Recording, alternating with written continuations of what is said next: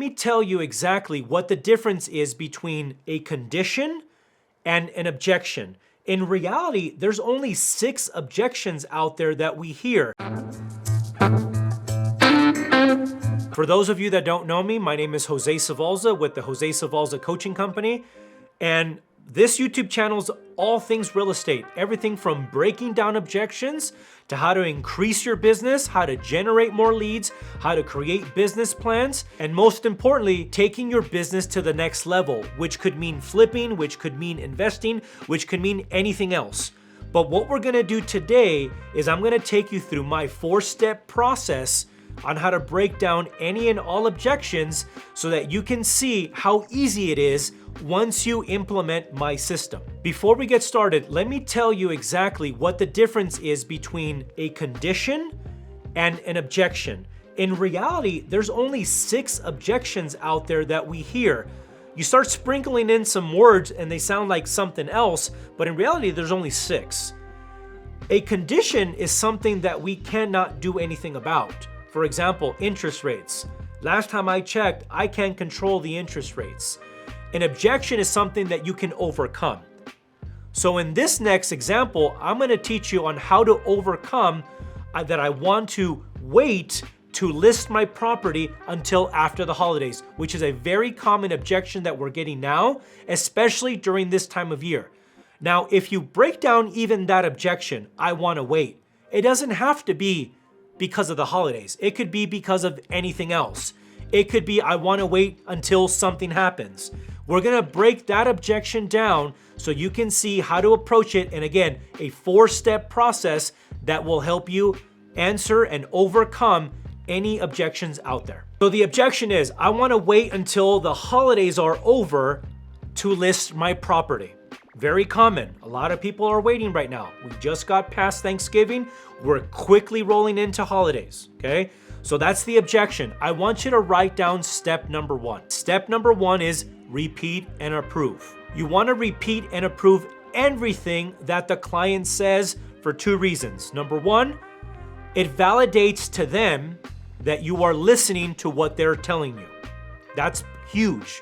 You want to make sure that you're repeating what they just said. In this example, I want to wait until after the holidays to list my property. You're going to say, so you want to wait until after the holidays to list your property. I can appreciate that.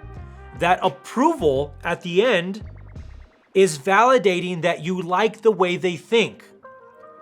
Again, it validates that you are listening to the questions or the objections that they have for you. So that's step number 1, repeat and approve. Step number 2 is clarify and tie down.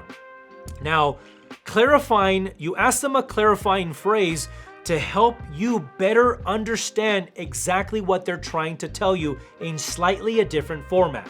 So for example, it sounds to me like what you're saying is. It appears that what you really want is. It sounds to me like. These are all examples of clarifying phrases.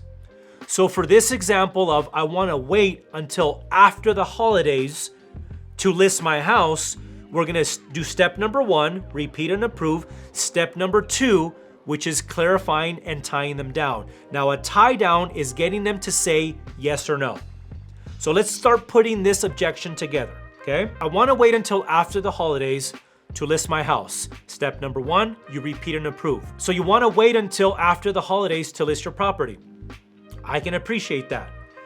It sounds to me like what you want is to make sure that the house is ready so that you feel comfortable and confident that the property shows well. Is that correct? I have clarified what they're saying and actually tied them down. So that's step number 2, clarifying and tying down. It sounds to me like what you're saying is you want to make sure that the property shows well and you feel that you need to wait until after the holidays for that to happen. Is that correct? They will say, guess what? Yes. Then we go into step number 3, which is isolating the objection. Now, isolating the objection is just basically making sure that that's the only thing that stops them from doing anything.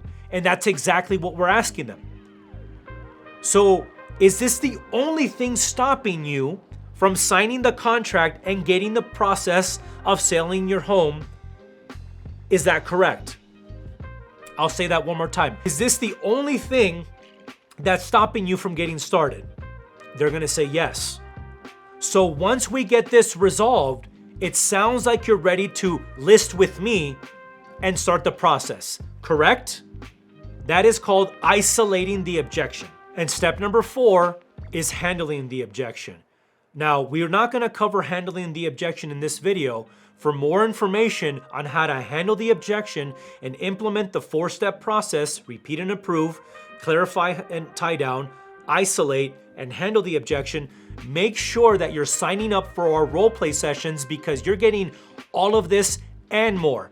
For more information on that, make sure that you message me at info@josezavalza.com or send me a personal message and we'll help you get started immediately. So that's a wrap on this video. If you found any value, make sure that you like, comment, and subscribe, and most importantly, share this information with anybody that you know that needs this to implement immediately. Thanks for watching. See you again next week. And remember, when your commitment grows, your income will grow with it. See you soon.